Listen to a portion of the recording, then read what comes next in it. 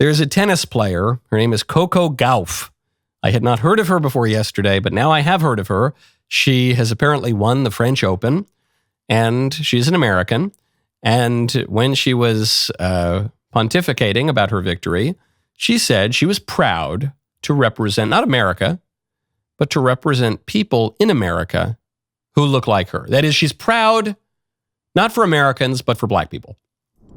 Yeah, I mean, it means a lot. And, obviously there's a lot going on in our country right now with things like everything. Yeah, I'm sure you guys know. But just to be able to be a representation of that, and a representation of, I guess, people that look like me in America who maybe don't feel as supported during this time period. And so just being that reflection of hope and light for those people. And I remember, after the election, everything, it was a kind of felt down period a little bit and things like that. And my mom told me, like, during Riyadh, just try to win the tournament just to give something for people to smile for. And so that's what I was thinking about today when holding that, and then seeing the flags in the crowd means a lot. And, some people may feel some type of way about being patriotic and things like that, but I'm definitely patriotic. I'm proud to be American, and I'm proud to represent, the Americans that look like me and people who kind of support the things that I support.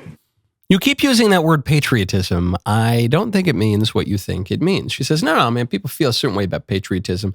And I feel that way, I mean, I'm proud to be American. I'm proud to represent Americans who look like me. Which means you're not proud to be American, you're proud to be Black. Text Knowles, Knowles, to 989898. The administration has its sleeves rolled up in streamlining monumental moves right now, but it is difficult for them to take your personal finances into account when trying to fix the country. You've got to do that. That's your job. That is why tens of thousands of Americans are buying gold now from Birch Gold. Here are the facts. In the past 12 months, the value of gold has increased by 30%. Central banks are buying gold in record quantities, and the Rio reset is on the horizon, where BRICS nations are looking to unseat the U.S. dollar as the global reserve. Now, as you know, I am a little bit of a gold bug. I have a fair bit of gold in my portfolio, and I'm very happy about that fact. You can find peace of mind in gold. Birch Gold makes it extremely easy to convert an existing IRA or 401k into a tax-sheltered IRA in physical gold, or just buy some to store at home. Text my name, Knowles, that is Knowles, to 989898, and Birch Gold will send you a free info kit on gold. No obligation, only useful information with an A+ rating with the Better Business Bureau. Thousands of happy customers. Protect your savings today. Text the word Knowles, Knowles, to 989898. Maybe a Black American. Maybe you don't feel any kinship to a Nigerian or something, but you apparently only feel kinship to the Americans who look like you, which is not patriotism. Patriotism is love of country, including your countrymen who don't look like you. And this is where the left is at.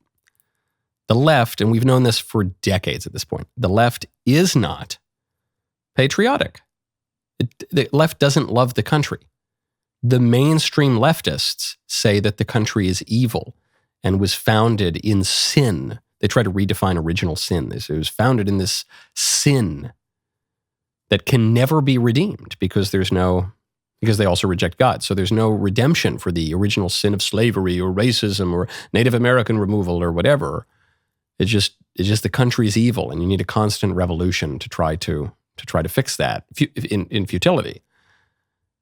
That the America is a force for evil in the world, and we really should cede our land and our money and our technology and our borders. And this is not just a case of, look at this crazy, ungrateful young athlete who I've never heard of. It's not. She doesn't know anything. She, I guess, knows how to swing a tennis racket, and that's apparently it. She's just saying what she's heard from elite and prominent left-wingers. And what she's heard is, don't be a patriot. And unfortunately for the Democrats right now, the followers are listening. So they're going out. And if the protesters, so-called, if the rioters were smart, the Mexican ones and the anarchist ones and the keffiyeh-wearing ones and all of them, if they were smart, they would go out there, and while they're looting and robbing and setting things on fire and punching cops, they would wave the American flag. That would confuse a lot of people. They would. This is politics 101. Wrap yourself in the American flag.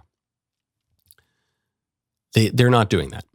They can't. They're allergic to the American flag. They don't. They feel much more represented by the terrorist pride flag. You know, the rainbow with the triangle thing and the BLM and whatever. They feel much more represented by that, or by the Palestine flag, or by the anarchist flag, or by any of these other flags than the American flag. So they can't do it. Which means you now create this scene where the political divide is clear as day for everyone, for the normie on Main Street in Palookaville, which is you have one side of the country that doesn't like the country, that doesn't have the interests of the country at heart. And you have another side of the country, the Trump side, which does care about the country and which wraps itself in the flag and which puts the interests of the United States first above the interests of other countries. And that's the divide. Which side is going to be more politically popular? Doesn't take a genius. And if the Democrats want to keep burning down their own cities, that's fine. Every second this goes on, it is losing them votes. Stop. Let's take a breath. Let's take a beat.